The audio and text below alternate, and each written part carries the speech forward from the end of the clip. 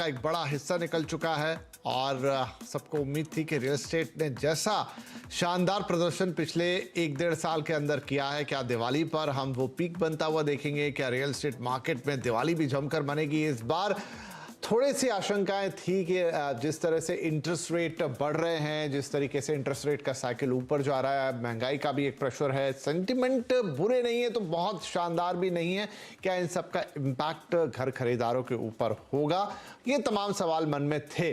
तो चलिए आज हम इस रियल एस्टेट की दिवाली पर ही चर्चा करेंगे और इस दौरान आपके लिए, कंज्यूमर के लिए रेफरेंस पॉइंट ये होगा कि अभी तक मार्केट में क्या हुआ है, इंटरेस्ट रेट बढ़ने के बाद इस समय बाजार में क्या हाल चाल है, किस तरह के लोन ऑफटेक्स हैं, आपके लिए लोन लेने के कितने मौके अभी बाकी हैं, लोन कितना महंगा हुआ और आगे कितना महंगा हो सकता है, घरों के दाम बढ़ने की भी बात थी, थोड़े बहुत बढ़ोतरी भी हुई है, क्या ये बढ़ोतरी और होती रहेगी और क्या अभी भी अगर आप घर खरीदना चाहते हैं तो आपके लिए ये मौका उतना ही अच्छा बन पड़ रहा है जितना हम पिछले 1 से 1.5 साल में देख रहे थे?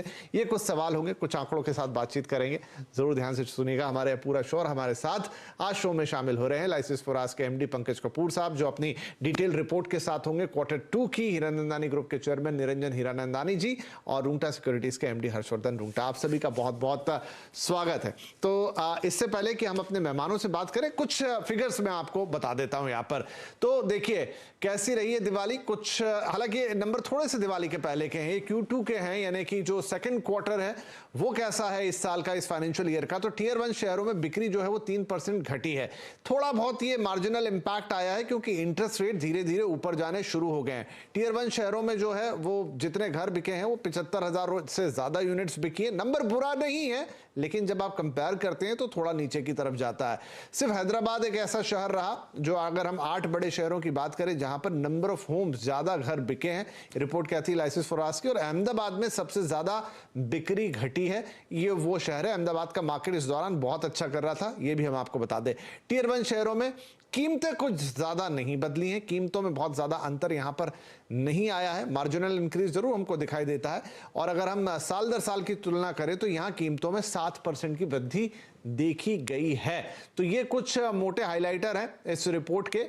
इसके अलावा हैदराबाद, अगर हम एक रिकवरी का बात करें तो 52%, लोकल कलकत्ता 33%, MMR 20%। ये आंकड़े जो आपकी स्क्रीन पे लगातार आते रहेंगे, लेकिन सवाल ये है कि ये सीजन कैसा रहा है, सेंटिमेंट के लिहाज से कैसा रहा है, सारी चीजें कैसी रही हैं। तो चलिए बातचीत शुरू करते हैं। तो निरंजन जी, हम आपसे ही सबसे पहले पूछेंगे क्योंकि ऑन ग्राउंड आपके सेल्स नंबर बताएंगे कि ये दिवाली कैसी रही है, क्या आपके एक्सपेक्टेशन के मुताबिक रही है या थोड़ी कुछ कमी रह गई?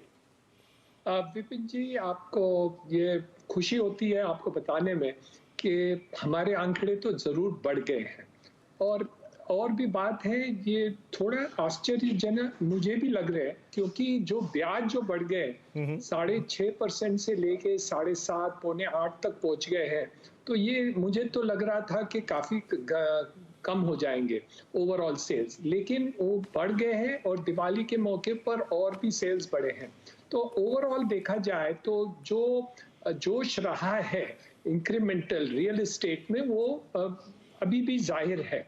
और मैं समझता हूँ कि जैसे दिख रहा है अभी भी जो इंक्वायरीज चल रही है, जो बातचीत चल रही है हमारे कस्टमर्स के साथ, हमारे प्रोस्पेक्टिव कस्टमर्स के साथ, वो हम उम्मीद रख रहे हैं कि ये क्वार्टर में और भी इसके ऊपर बढ़ने वाले हैं। तो ओवरऑल दिवाली अच्छी रही है और भी रहा है।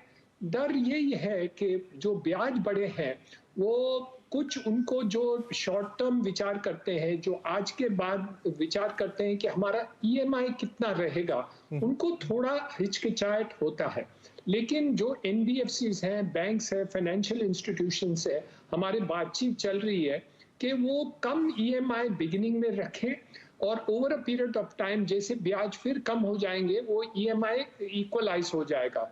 तो something like lower EMI in the beginning and then increase in EMI after 1 year or 2 years, ऐसे बातचीत हम फाइनेंशियल इंस्टीट्यूशन से कर रहे हैं।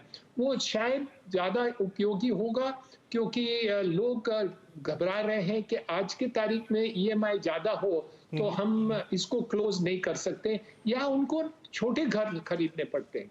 और अपने कोविड के समय में ओवरऑल देखा जाए तो लोग चाहते थे कि हम कुछ बड़े घर खरीदें, कुछ इंक्रीमेंटल ज्यादा पैसे खर्चा करके उसमें फर्क लेके आए।